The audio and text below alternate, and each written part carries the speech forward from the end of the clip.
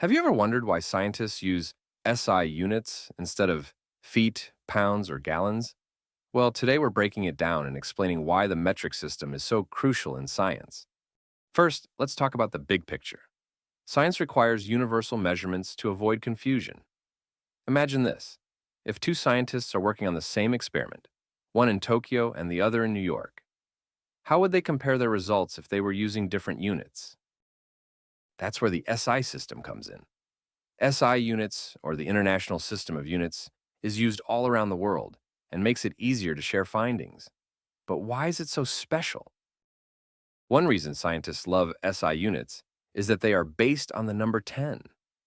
This makes conversions super simple. For example, converting from millimeters to meters or grams to kilograms is just a matter of moving the decimal point.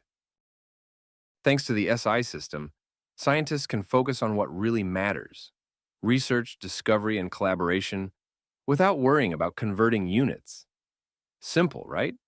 So, the next time you see a scientist measuring something in meters or kilograms, you'll know exactly why they're using the SI system. If you enjoyed this video, don't forget to like, subscribe, and hit the notification bell for more science tips.